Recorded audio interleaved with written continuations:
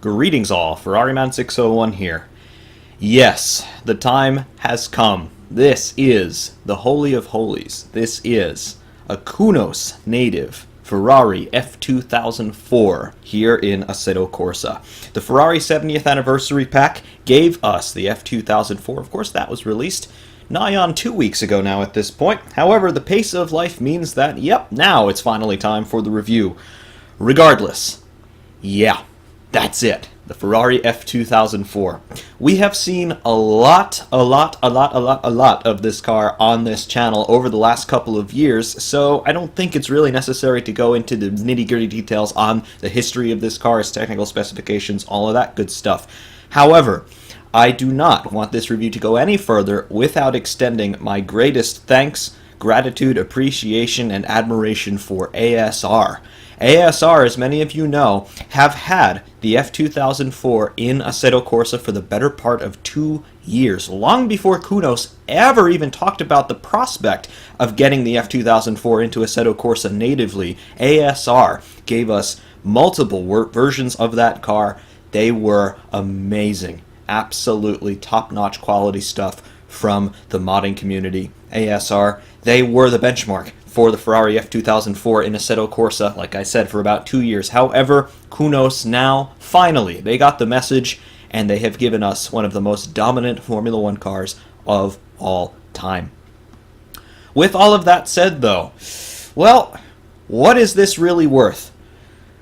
Predominantly, the console players are going to be ecstatic about having this car in the sim. Obviously, in the PC world, we're open to third-party mod development. We can download whatever we want. We can install and uninstall whatever we want. If you're playing on a console, though, you're stuck with whatever Kunos give you natively in the package and with whatever DLC they eventually turn out. That means that the F2004, the ASR car, has been a PC exclusive since its inception, and now, finally, with the 70th anniversary pack, Kunos are allowing the rest of the Assetto Corsa players out there, the console players, to experience the F2004. I don't know when the DLC for console will be released. However, it is coming, rest assured, and then you too will get the opportunity that we in the PC world have already had to experience this incredible car. In terms of what Kunos have given us here with the F2004, if you're familiar with the ASR version, you'll notice that this one looks pretty much the same as the ASR car, at least from the outside. You can see the brilliant modeling work, as always, that Kunos have given us, but aside from that, it really puts into perspective how good ASR did with that F2004 that they gave us. Externally, there really isn't much of a difference between those two cars, the ASR version and the Kunos version. Hats off to ASR, quite honestly. Kunos, as far as I am aware, have had access to basically confidential Ferrari data to assist them in developing this car for Assetto Corsa. And here's the product that they've come up with. It looks exactly like the F2004. ASR just working with videos and photographs and as much technical data as they could sort of surmise from the real world, they gave us a car that was also absolutely world-class. Kunos, with the factory backing from Ferrari, the blessing from the company to bring this car into Assetto Corsa officially, ASR, they did a really fantastic job given the relatively limited amount of information that they must have had in their development process. With that being said, though, there are quite a few differences between the Kunos car and the ASR car, and we'll go into them in a moment. However, just spinning around here in showroom view, let's take a look at some of the finer details on the exterior and interior of this F2004. Looking around here at the rear end, those of you who are familiar with the ASR car won't really notice any surprises or any glaring differences here. This is the Ferrari F2004, of course. It was one of the most complex cars of its era, and of course it was one of the most dominant cars of its era. Looking here on the rear end, you can see that massive diffuser. ASR did a really good job with this diffuser as well, and Kunos, well, they are also meeting and exceeding expectations on a regular basis. So there is that really complex geometry making up that diffuser in there. You can see three predominant elements of that diffuser, the outboard area of the floor, and then moving inboard we have a first level of the diffuser with the secondary tunnels on either side of the main tunnel down the center of the car just below the beam wing and the rain light assembly. Really, really cool stuff. Additionally, just looking across here on the shaded side of the car, great reflections across the bodywork as always, both optical and just plain old light reflections there. Really nice. They're high quality, high definition. Awesome, awesome, awesome. Additionally, you can see that paint finish there. Just barely enough paint on these cars to cover the weave of the carbon. Very nicely done indeed. Looking around the side of the car here, we've got a profile view. There's that barge board work. I will say that Kunos have been able to bring in a few more, slightly more intricate details on this car than ASR managed to do. Most likely because Kunos had the opportunity to actually sit up there up close and personal with an actual F2004 or two. I've got to wonder exactly what that process is like for Kunos when they go to develop a new car for Assetto Corsa. But you can see here on the barge boards, as well as some of the panels here on the bodywork, you can see all of the fasteners there, very nicely modeled. Of course, pretty much every section of this car is removable and configurable for different circuits and different climatic conditions, so things need to be fastened and unfastened. You can see a lot of those mechanical fasteners in there. Very, very cool. One thing that is missing from this car, though, is the full tobacco livery. Of course, Kunos, they've got to market this product to the entire world, and there are different rules in different countries about what you can and can't advertise on screen. So no tobacco liveries, at least not stock anyway, here in Assetto Corsa on the F2004. In any video here on out that I make featuring this car or the ASR car is going to run in its tobacco livery in my videos, just so it's more easily distinguishable against the Kunos version. Anyway, having a look overall at the modeling detail. Well, it's a Kunos car. They've got a lot of experience doing this, and they have not disappointed. Just have a look at the front wing. Stark contrast to the front wing on the SF70H that we took a look at last week. This wing looks really primitive by comparison, but remember, this is 2004, this was all horsepower, and yes, downforce, but they did not quite have the carbon technology that we've got today to really hone those shapes and integrate them into a cohesive structure. So this is what Ferrari were able to do in 2004, and of course it was enough for the Drivers' and Constructors' World Championships. Be that as it may, we've got a triple element main plane here. We have a lower section, an intermediate section, and then an upper section. That lower section there, absent here, is that spoon profile that we would see in later years, really beginning in 2005, with the center section of that lower main plane dipping down in a U-shaped channel. That was to contravene the regulations, because in 2005 they raised the height of the front wings a bit to try and cut downforce, particularly underside downforce, but the teams contravened it and they made that center section of the wing lower to try and scoop up that air and funnel it underneath the car. However, that was not the case in 2004. You don't really see any big flick-up elements on this wing. We just have these three main plane elements, and that's about it. The end fence here, fairly complicated for the era. Still some resemblance to what we see in the modern day with that inverted U-channel on the extreme outboard side of the end fence. But aside from that, pretty simplistic by modern standards. Of course, you've got those big canard wings there with the Bridgestone logo on them. Very nice, just to help that air go around those front tires, cut down on that drag ever so slightly.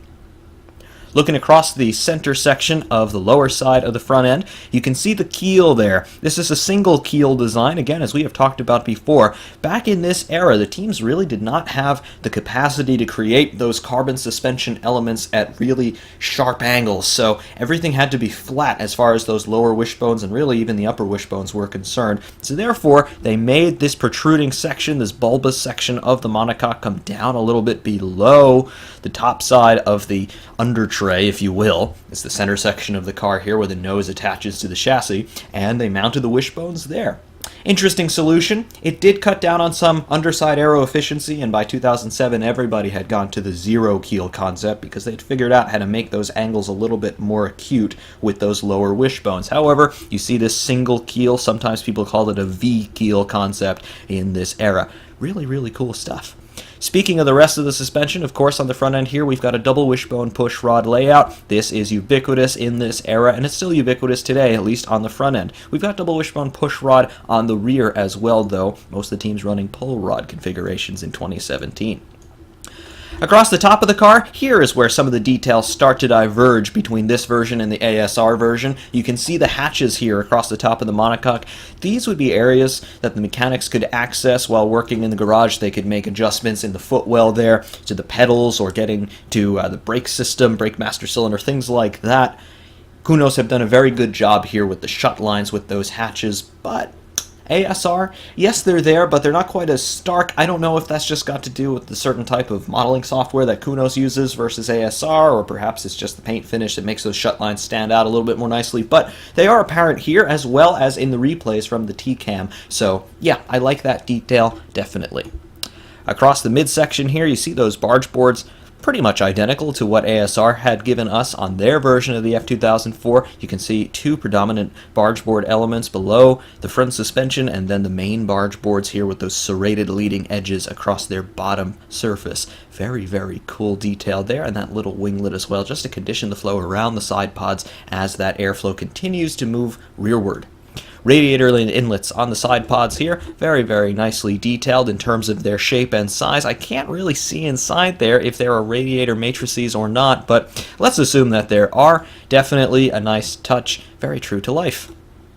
Topside midships, there's the cockpit. The cockpit does look very different, I must say. Tremendously different, I almost wanted to say, but you be the judge on that from the ASR version. However, there's the cockpit detail, really nice. We'll go in the cockpit in just a little bit. Across the three-quarter view now, moving rearward, you can see the flick-ups here across the top side of the bodywork, just forward of the Fiat logos on the side pod there, and then of course the big scallop scoop spoon sections there across the rear tires just to help that airflow across the rear. See the reference plane, very nicely sculpted, very nicely detailed, and quite sharp in its edge profile there, as you can see. Looking across the back side of the barge boards, you can see how they're directing that air around the leading edge of the side pod there, trying to cut down drag, and of course all the time trying to pressurize and accelerate that air toward the rear zone of the car that we looked at before with that big diffuser. Wheel and tire detail, we'll have a better look at this on the front, but right now on the rear, nice detail on the rims and the wheel nuts as well as on the tires themselves. Bridgestone Potenza, of course, they were Ferrari's tire supplier back in the day, and of course they are groove tires with very nice textures there on the tread surface. Back to the front end here, we can get a better angle on the wheel detail here. Very nice colors and textures here on those BBS wheels with the red wheel nuts here on the left side of the car. Inside the wheels you can see the carbon brake discs and then the brake calipers as well. Capping off all of that detail though, you've got the valve stem cover there for adjusting tire pressure. Very, very cool. On the ASR version and also on the real car, there were blue wheel nuts on the right side of the car. Have Kunos copy that? Yes, indeed they have. Very, very cool. Great attention to detail, guys. However, we mentioned the cockpit before. Let's have a look at the cockpit. We'll fly in here across the side. And here we are in the cockpit of the F2004. We're sitting a bit high in here. We'll be sitting lower when we're out on track. However, let's just get our bearings and see what's what in here. The first thing that you'll notice in this car versus the ASR version is the steering wheel. The steering wheel in this one looks pretty different to the ASR steering wheel, and well, again, I have to believe that that is due to the access that Ferrari were able to afford Kunos in their research and development for this car. The dash here, of course, is that big steering wheel display. That is, as far as I can tell from photographs and any other sources, that appears to be exactly what Michael Schumacher and Rubens Barrichello would have been seeing when they were in this car back in 2004 and the early part of 2005 as well. You'll get lots of information on that steering wheel display, and we'll go into that once we get the car fired up out on track. However, the other details on the steering wheel, the shift lights are completely different to how they are on the ASR version. The ASR car, the latest version, they scroll up from left to right, and then you change up when the green light on the right-hand side turns on. However, here, the shift lights, they scroll up from inboard to outboard in sequence symmetrically, and then you get two green lights on the outboard sides there, and that's when you change up through the gears. Again, we'll go through all of that once we're out on track. The other details here on the steering wheel, very nice modeling of all of the switches and buttons and rotary switches and the other ancillary screens that you get here. Additionally, in the cockpit, you've got more detail across the left-hand side of the bulkhead. Remember, 2004, yes, we are firmly in the digital age, but there are still some concessions made to analog switchgear. You can see there on the left-hand side of the car, you've got a button for the looks to be the emergency marshalling clutch. Pop the car into neutral even if it's lost hydraulic pressure. You've got a rain light switch. You've got a map switch for wet to dry, I believe, if you change tire compounds. You've got fire extinguisher and an interesting little decal there. It's partially blocked by the steering wheel, but there is a switch, and then immediately above it there's a blue and white sticker that says heated visor. I've never seen that before on a Formula One car, and I don't know if that's a system through the electrical umbilical that carries the driver's radio signal into his helmet. I don't know if Schumacher or Barrichello ran a helmet that had a heated visor, in other words, to help it with misting or fogging up in high humidity or low temperature, things like that. I do wonder what that heated visor was. It wouldn't make much sense to heat the little windscreen at the front of the cockpit there, just looking forward over the sill, but I've got to believe that's probably for the helmet visor. I've never heard anything about that, but I would not be surprised if such a thing existed. After all, this is Formula One. This is the world of excess. Across the left-hand side of the cockpit here, across the bulkhead, you can see the Ferrari chassis plate, as always, and then I don't quite want to call it a Formula One homologation sticker, but you can see it is an FIA homologation sticker for 2004. 2004 FIA Grand Prix. Pretty sure that would have said Formula One in real life. However, that would involve Kunos with the Formula One license, and we all know that Codemasters have had the monopoly on that for the last 7 years, so yeah. Call it Grand Prix. Whatever. Across the bottom side here, there's the seat. Very nicely modeled, I must say. No Alcantara covering or anything on the seat, just bare carbon. You can see it's adorned with the seat belts, quite obviously. You can see the weave in the seat belts, as we remarked about on the SF70H. Really, really cool. Additionally, here on the right-hand side, the low side of the cockpit, you can see some jacks where I believe some electrical lines or maybe the drinks line would be plugged in there on the lower right side. And additionally here, right next to the seat, basically right where the driver's shoulders would be, you can see 3 more umbilicals. When drivers get out of the car, quite often we see them unplugging things from the car. So I've got to believe that those little lines there are where those radio connections, drinks connection, or that heated visor connection, if that is actually a thing, would go into. Very nice detail. I've not yet seen that on any other Formula One car, mod or native Kunos material. Looking along the back side here, there's the air snorkel adorned with the T-wing with the camera mount inside. You can see that camera lens there. Very, very nicely done, guys. Across the other side, sunlight falling on us now. Very, very cool. Additionally, you can see jacks on this side. Now, I don't know if those are... Again, like I said, are they for the radio system, the drink system, that potential heated visor system? I don't know. Or are they fasteners of some sort? I don't quite know.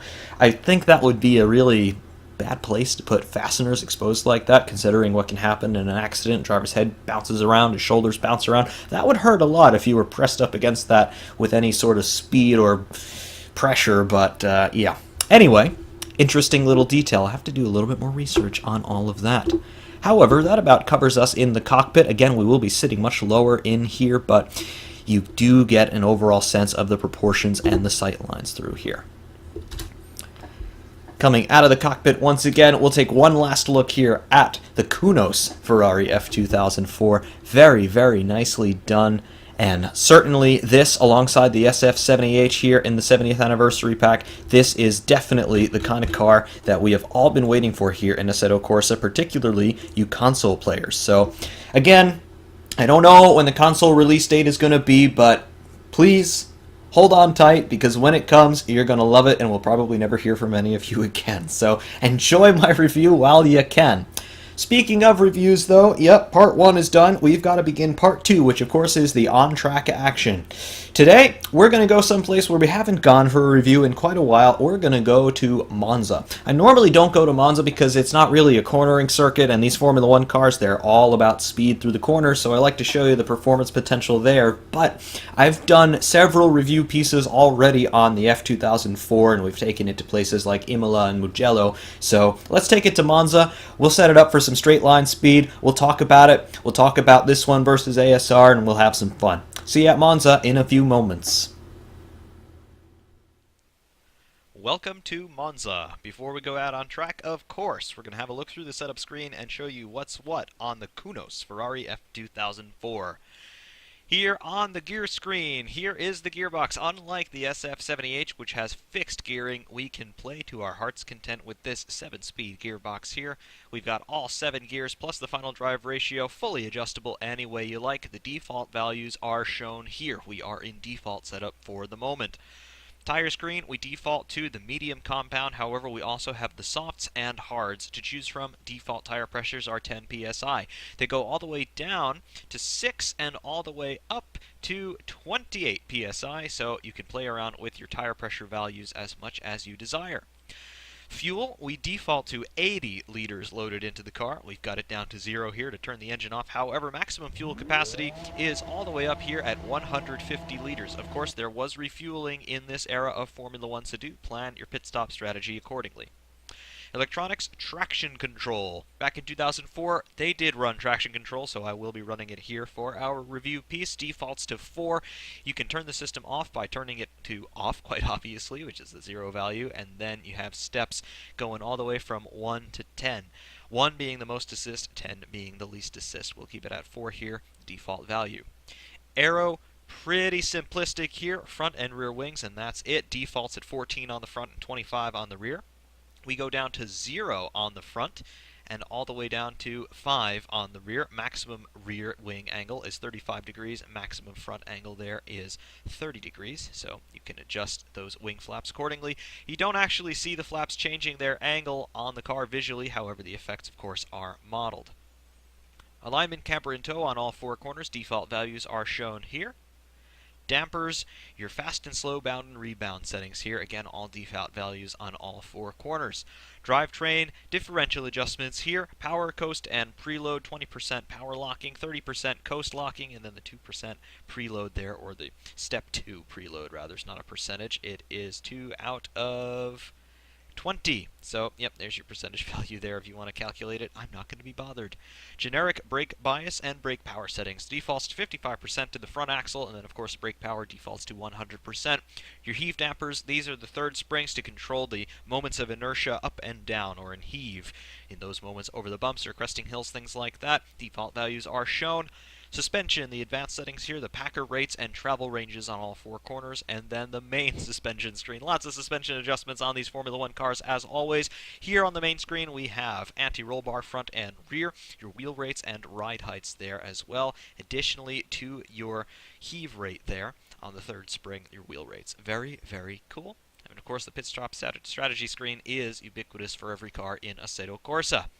What we're going to do here is load up the default setup, and then we're just going to go out for our first run on default. Default fuel load, slick tires, 10 psi all the way around, 80 liters of fuel. All right. Now in the cockpit of the F2004 here in the Monza pit lane, everything is alive and we can go through the instrumentation here on the steering wheel. However, the most obvious difference between this and the ASR car is, well, look at where we're sitting. We're sitting a bit higher and very much farther forward than we do in the ASR version. I have to believe that this is to better simulate your frontal vision when you're sitting in a car like this. In the ASR version, you sit a bit lower, you sit a bit further back. In your field of view in the ASR car are both of your wing mirrors. In this one, you can't see any of the wing mirrors, and you're just looking at the steering wheel rather close up, and then you've got a great view of the circuit. I don't know if this is a little bit high relative to the eye point where a driver's head actually would be, but this is the default seating position. Additionally, though, you can see the steering wheel is all alive as the car is fired up. Across the top of the steering wheel in the LCD, we're going to have a delta to our last lap, and then we have a lap counter in that right-hand box showing 1 right now because, well, that's what lap we're on. In the middle of the display, the black bars there with the white lettering, RPM, and then you see 4,000 across the second bar there, the bottom one of the black bar pairs. That's engine RPM, quite obviously. In the boxes on the left-hand side of that LCD, you see a 97 and a 75. I'm not entirely sure what that 97 is showing us, but the 75 I'm pretty sure is oil temperature, or maybe water temperature, probably water temperature. I'm going to say oil temperature, that is the 97 there. In the middle of the lower section of the steering wheel, you can see a 0. That is our gear indicator, believe it or not. We're in 0 because we are in neutral.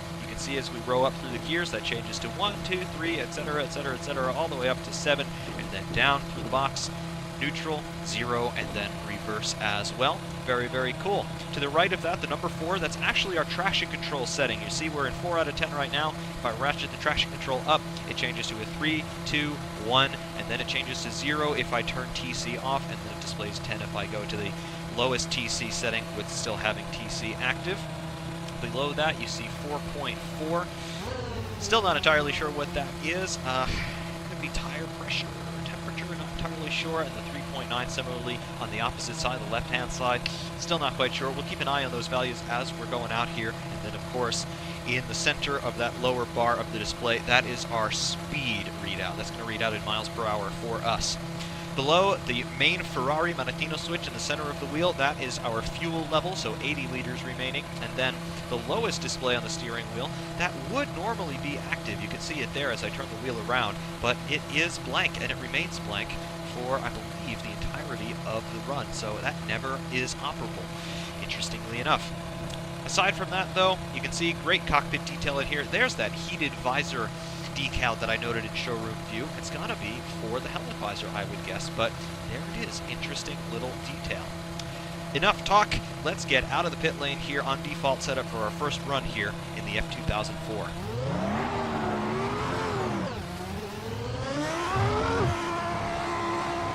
So, coming out of the pit lane and on to the racetrack.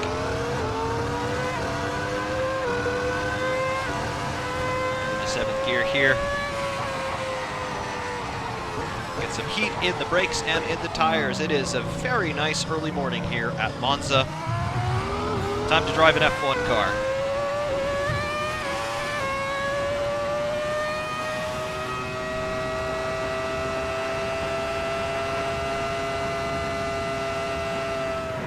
We are not giving it full beans, as you can readily tell. However, you can hear those sounds, and, well, they sound pretty much identical to the ASR sounds, the internal sounds, as well as the external sounds. ASR did a really fantastic job on their sound package, and, well, it sounded just like the F2004, so how much different could Kunos really make the sounds here while still being authentic? Not much. When we're at speed and we're really giving it the full beans and shifting up right at the red line, you will hear there's a little bit more of a distinct crackle on the upshifts, a little bit of a wobble there as the throttle's cut and then the gearbox slams up into the next gear. But aside from that, it's a virtually identical sound to the ASR version.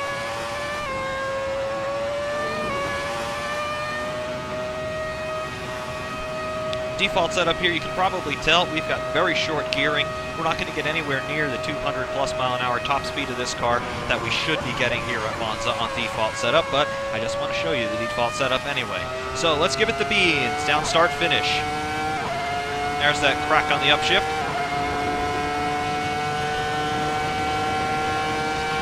And we are just running into the red line now. 193, 194 miles an hour at 18,750. That's where the rev limiter is in this thing.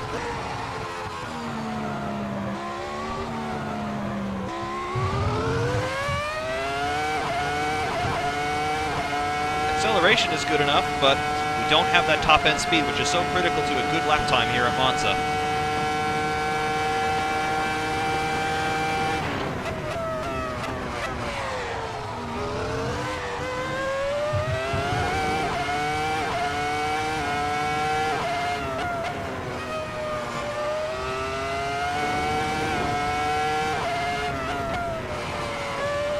The corners feels absolutely great. Car feels alive. I get great communication between the tires and the steering wheel there. The ASR car, in terms of driving feel, a lot of people have said that the tires feel like they're made of rock, and well, I kind of agree with that. However, for a third-party effort without official Ferrari data, as far as I'm aware, that ASR F2004, it's a good car. It really is. I'm not trying to detract from them in any way. I don't think it's exactly a fair comparison, to be perfectly honest, because they didn't have Ferrari data, and we have to assume that Kunos did. Now start, finish. Time to get annoyed at the lack of straight line speed. Of course, this is the default setup, and they have gone for a compromise on all circuits. They have to assume that a lot of players are just going to want to jump into this car at any circuit and, well, not want to do any setup work. They just want to get up to speed in this thing as quickly as possible. So it's a decent compromise between straight line speed and cornering efficiency. However, this is Monza. We can trim this thing out quite a lot.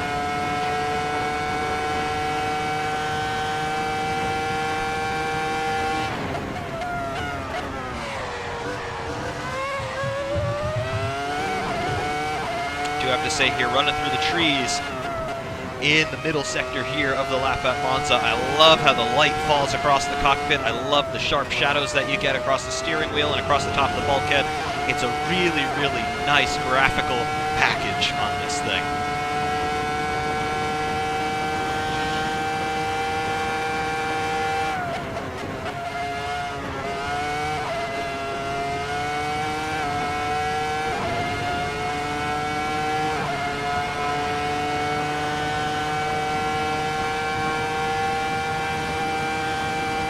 Yep, as you can see, hitting the rev limiter there. This is not a lot of fun, particularly. It's got some heat at the tires now. Brakes, of course, are well up to temperature. This is what default setup does at Monza. It's not your friend. Bouncing off the rev limiter all the time, the poor V10.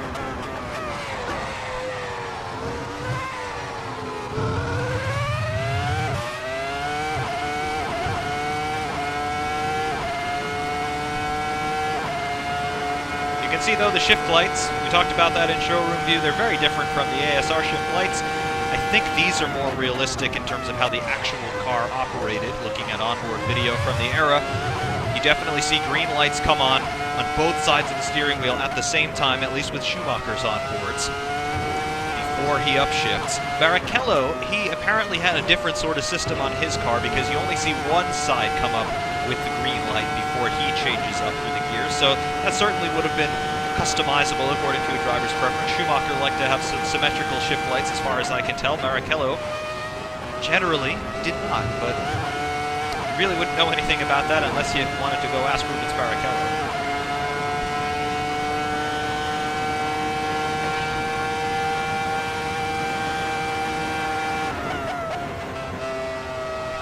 Let's dive into the pits here because I'm sick of bouncing off the rev limiter.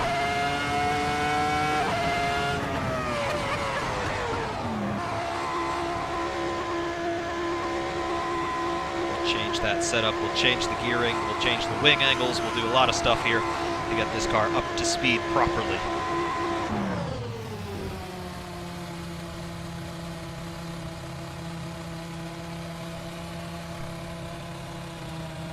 So let's dive back into the garage here. Let's load my very much work in progress setup here on this car. You can see I have adjusted the gearing quite significantly, not so much in the lower ranges, but in the top end, yep, we've got greater top speed here, 214 miles an hour, theoretical top speed. You will notice that there is a big straight line speed deficit in this car relative to the ASR version, and I'm not entirely sure why that is. I don't know if ASR took their power figures from what they were at the end of 2004, and Kunos took their power figures from what they were at the beginning of 2004, or, even more intriguingly, this car still runs. Believe it or not, the F2004 is still run several times during the year at Corsa Clienti sessions. Ferrari have a program where very wealthy clients can actually buy their old Formula One cars and then drive them at racetracks around the world, all supported by Ferrari. The cars are shipped around the world just like they were when they were racing, with a full complement of mechanics, spare parts, tires, all kinds of things, and they run the cars essentially in race trim as they were back in the day. However,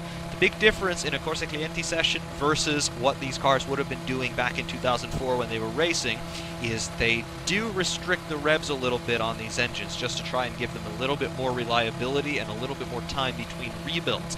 That means that if this engine, let's say the ultimate red line was 19,000 RPM, in the Corsa Clienti sessions they won't be revving them much past 17,000, 17.5, just for more reliability, because an engine rebuild on one of these Formula One engines is a very expensive proposition, and these clients, although many of them are extremely wealthy, they still don't want to be shelling out that much cash all the time to keep these cars in running order. So I don't know if Kunos took their power figures from an F2004 in Corsa Clienti spec, or if Ferrari gave them the data from 2004. Nonetheless, we do have a straight line speed deficit on this car relative to the ASR version. Some of that could also be down to aero efficiency and things like that, so I don't want to single out engine power as the only variable, but it does seem to be one of the more obvious possibilities.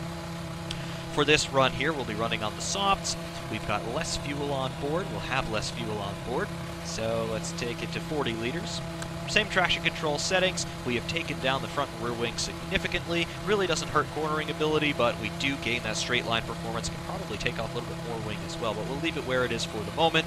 And then everything else I have not really changed at all. A little bit more diff power and coast. A little bit more leeway there before it all locks up. Aside from that, everything is still stock. It feels pretty good. So back into the cockpit of the F2004. Now let's really give it the beans.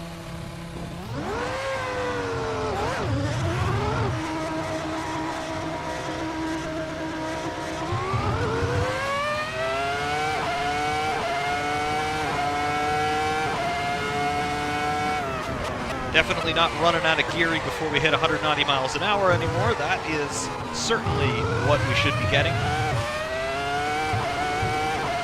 Still got good XL out of the slower corners, but wind it out a little bit longer now at the top end. That's what you need.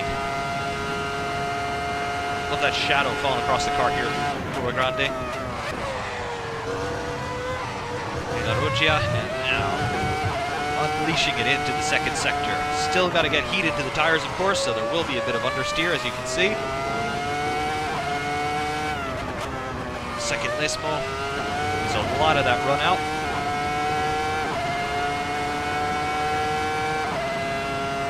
Underneath the banking, up toward the Ascari chicane. 200 miles an hour on the brakes, throw the car in. Very responsive across the front axle. You can definitely tell that this is a Schumacher car.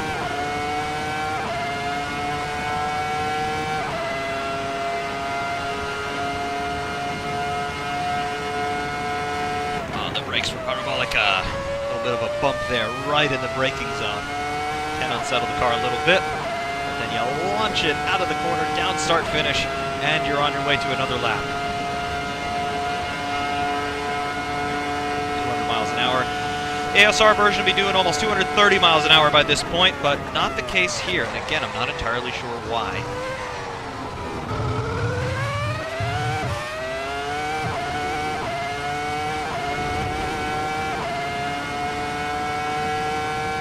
Getting some style points there for kicking up a little bit of dust. No problem.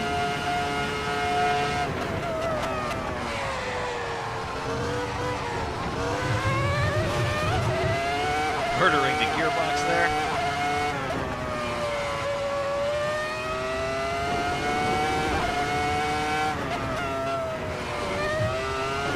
Traction control helping a lot there from the second Lesmo, no problem. And you can see the delta there ticking up in the upper left of the steering wheel, plus 0.75 or minus 0.75. We're going faster, that's what that means. Overshot a little bit.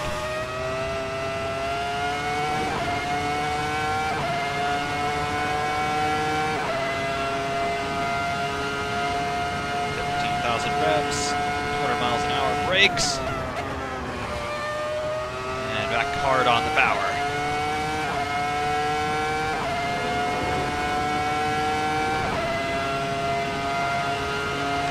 You will notice with all the instrumentation we have in here, one thing that we don't have is lap time. So I have no idea what our lap times are right now.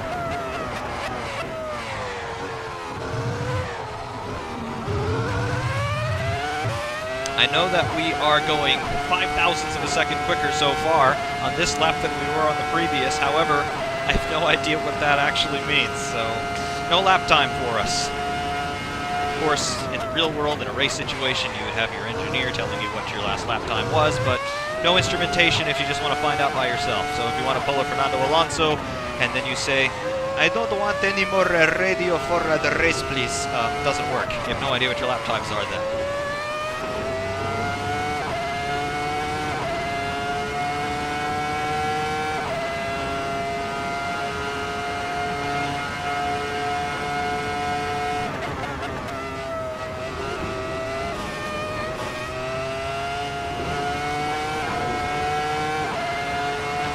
Minus 0.38, 39.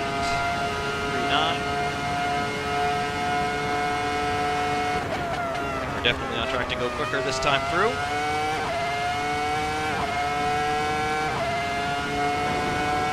There we go, 0.61. Yep, time has fallen away. That's what we want. Now that everything is up to temperature and it's the way I like it, how does the car feel? Well, The biggest difference between this car and ASR's version from a driving standpoint is the tires really feel like they're alive on this one. You could definitely get very good feedback through your steering wheel here. My Thrustmaster TSPC definitely giving me some really good feels through that front axle. I know exactly where the car is, all four corners. I know exactly when I'm approaching a brake lockup situation. I know when I've hit the curbs too hard. Everything is transmitted with such high fidelity in terms of the force feedback in this car. It is phenomenal. That understeer definitely felt it.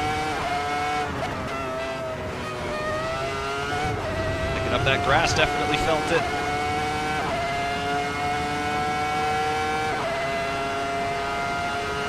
Certainly the tires on this one, that alone makes it a step above the ASR version. Again, that's just down to Kunos, and they have a factory ability, and that was very airborne. Pulled a Vitaly Petrov there. Oh well, my steering column didn't break. Success!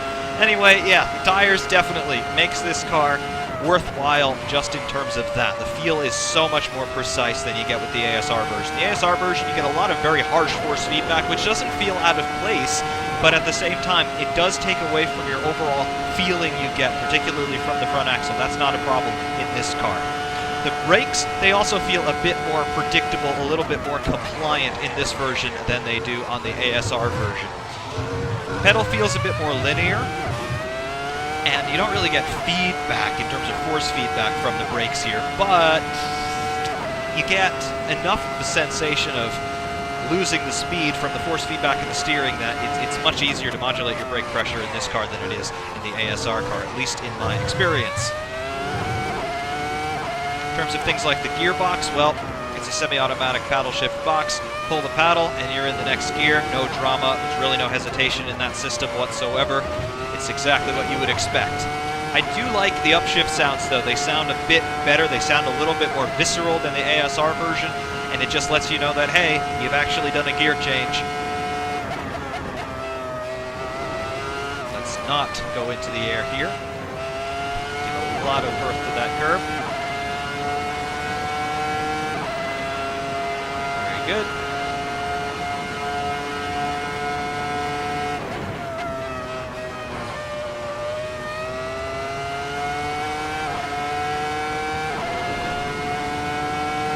And all in all, it feels very similar to the ASR version, but it feels better in terms of the overall tactile sensations you get. Again, a lot of it has to do with the tires, I am sure. Now, ASR, their version also ran on the Kunos V10 tires, but are they the same as what Kunos are really able to give us from a factory effort? I don't know. They certainly don't feel anything like the ASR tires, I'll tell you that much.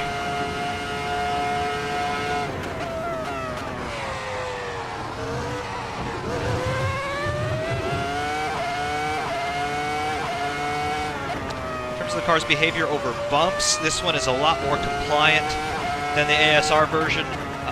The ASR car, it just twitches a lot over the bumps, and I mean, you can expect that because it's first of all, it's a Formula 1 car with effectively zero ground clearance, and it's got a very hard suspension setup and really aggressive suspension geometry, but this car feels a lot more compliant. I mean, it feels sharp. It feels just as sharp as the ASR version, but it doesn't feel like it's on that knife edge quite as much as the ASR car did. So all of that make it a whole lot more of a tractable driving experience for all of us. Although, a straight line speed aside, as I demonstrated in my comparison video between this car and the ASR version at Imola, this car is 0.6 off the pace of the ASR version. And I am pretty certain that all of that time was lost in a straight line. Down the start-finish straight at Imola, the ASR car is easily exceeding 210 miles an hour. This one just barely cracking 203, 204, so that, it doesn't sound like that big of a difference, but the acceleration in the ASR car is marginally better, and the top speed is quite a bit better. That over the course of a lap, even if this car, as I feel, is better in the corners than the ASR version, that's enough to lose about 0.6, I would say. Straight line speed alone. In terms of the chassis dynamics, and this is where I'll sing the praises of ASR, well, this car, I think, Kunos version, is just about the same, if not ever so slightly better than the ASR version, but I think straight line speed aside, if you could equalize them in terms of straight line speed, this car and the ASR car would be doing identical lap times.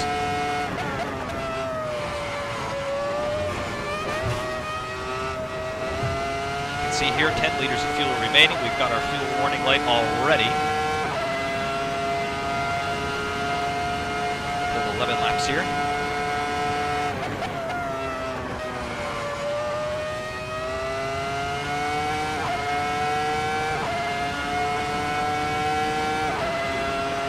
Start thinking about a pit stop. Let's add 30 liters.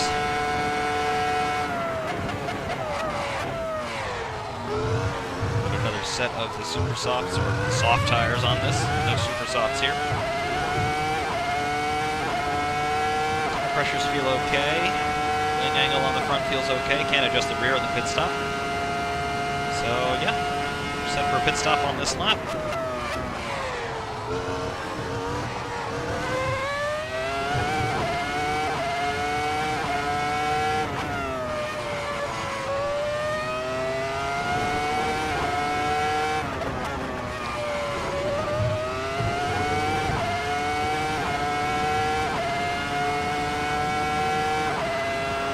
In general, the overall feeling that this car is giving me, it's very tractable, it's very compliant.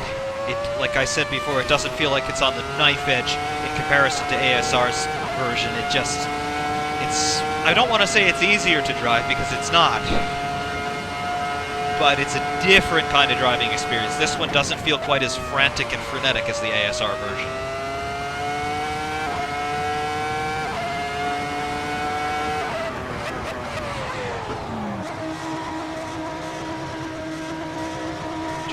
Here, selections are good. Some tires going on, pressures are fine, and a plus 30.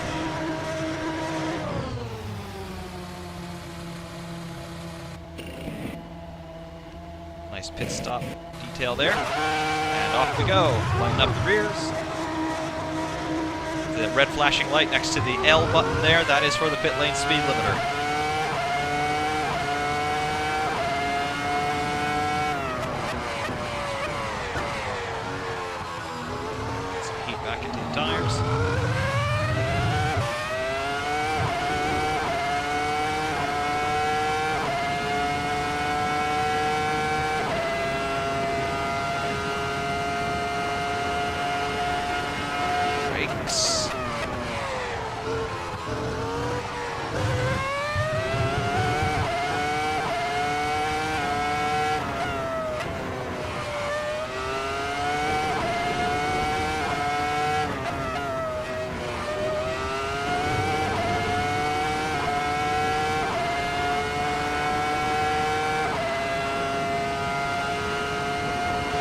Just really, what can I say? The SF70H, that is clearly the centerpiece of the 70th anniversary pack, but this is a very close second, I must say. And the fact that I was able to do within 6/10 of the same lap time as the ASR car, with the straight line speed deficit that this car has relative to the ASR version, that says something about how good a job ASR managed to do, because, I mean, it's effectively just as good in the corners as the Kunos version, made with real Ferrari data, in consultation with Ferrari. Hats off to ASR, really. That's the verdict on this car. Kunos did a really good job, but because Kunos did such a really good job, that means ASR really did a really good job.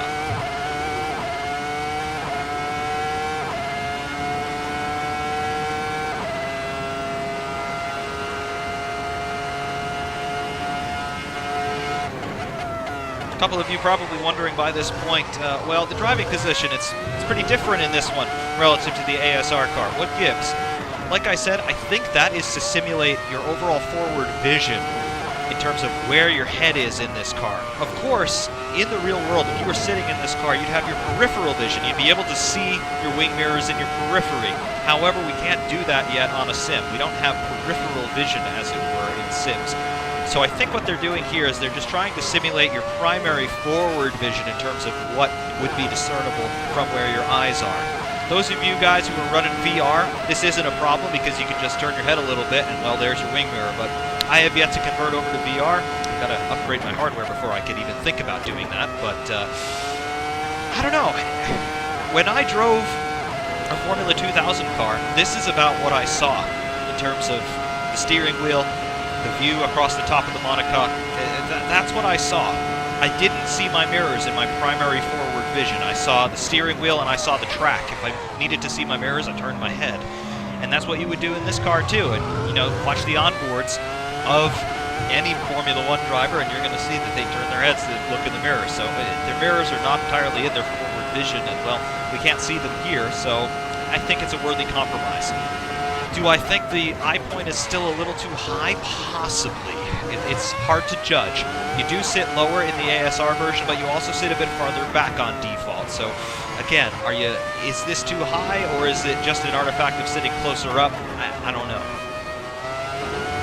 But regardless, it seems realistic enough to me. It's not like I can see my own front wing from where I am. I can't see the bottoms of the front wheels. I can only see the upper wishbones on the front suspension, tops of my tires, and that's about it. And that appears to be realistic enough.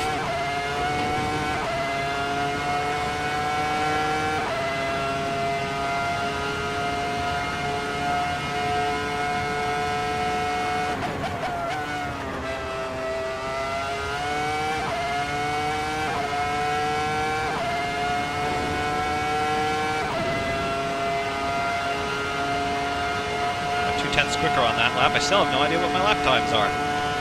Oh well.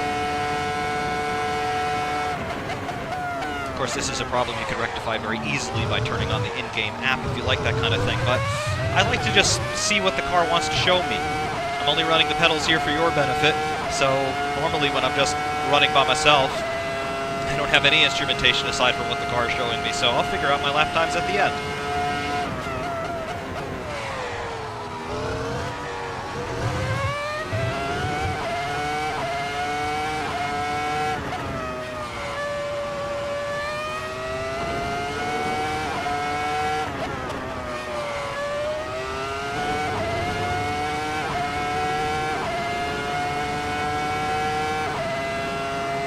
There is just something, though, about this car and this place, seeing the red bodywork all around, seeing the Ferrari logos on the steering wheel,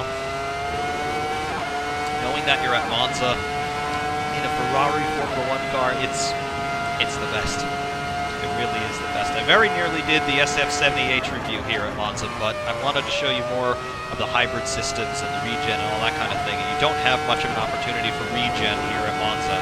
You have big braking zones, but you have relatively few of them, so, well, Imola was a better compromise for this. But this one, no hybrid systems, no DRS, no turbos, none of that nonsense. V10, about 950 to 980 horsepower, normally aspirated, 7-speed box, glorious sound. That's what this is. That's what F1 2004 was.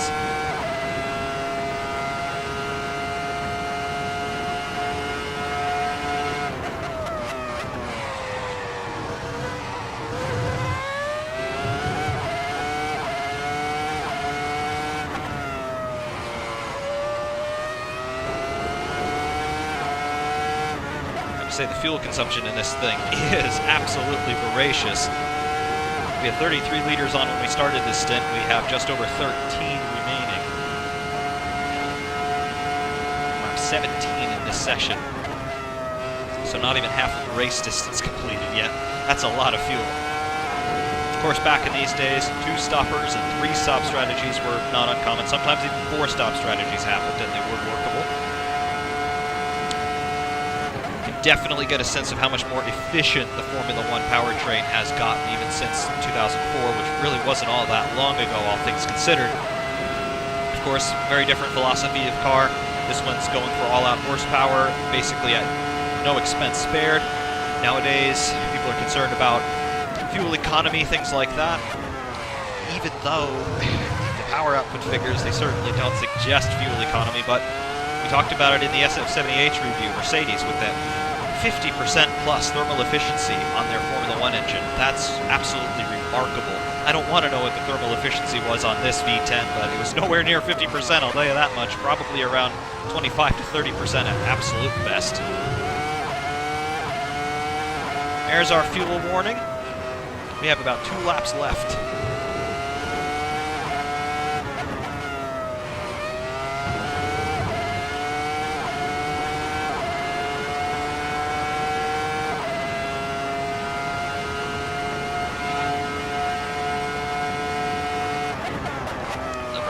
I locked them up a bit. Puts me ridiculously out of position for the entire complex. Tires going off a bit.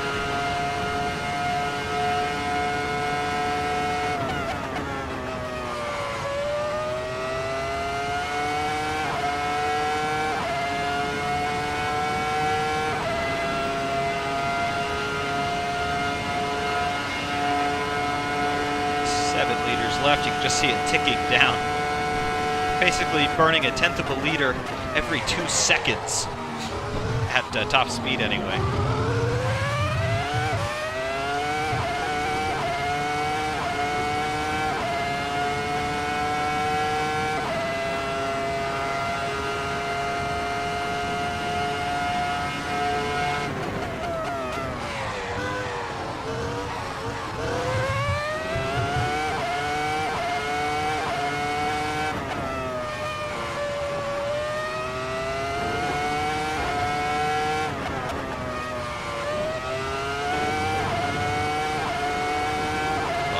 Left.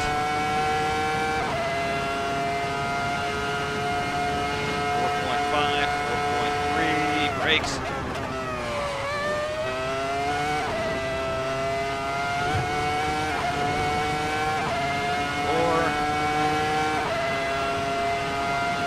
Just watch the gas gauge drop. Oh, it's not one for the environmentalist crowd. Then again, nor am I one for the environmentalist crowd. Sorry, guys. It's a race car. It's supposed to be fast, and fast it certainly is. We're going to back off here. We do not have enough fuel to complete another lap, even at very reduced pace. So what I'm going to do is turn off the TC. We're going to do a little bit of a spin turn.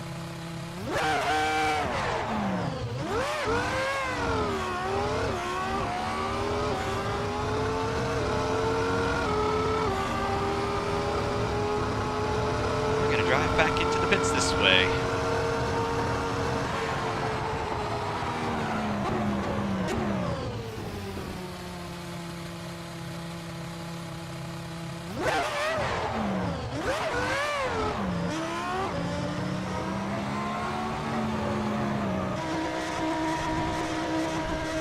All in all, I've got to say, it is so cool that Kunos were able to get this car officially into Assetto Corsa. Like I said, we've had it courtesy of ASR for quite a while, but that's only on the PC side of the world. You console players, and obviously you're a big part of not only Assetto Corsa's market, but a big part of the sim racing market in general. Now you guys finally get the opportunity to have a go in the F2004 as well. I don't know exactly when you're going to get it, but I do know that you're going to get it relatively soon. Certainly a whole lot closer than 2 years from now, which is basically as long as you've waited since ASR released their version of the car, of course for PC only. But Kunos, they have really done a tremendous service to the Assetto Corsa community, finally bringing a V10 Formula 1 car into the game. And, well, hats off to them. I think they have done an absolutely tremendous job inside and out with this car. Just sitting here in the pit lane, you can see the wonderful shadows and reflections here in the early morning sunlight here at Monza. You can see the shadows of the chain link fencing there falling across the car. It's absolutely tremendous. In terms of external styling and detailing, we saw that in showroom view.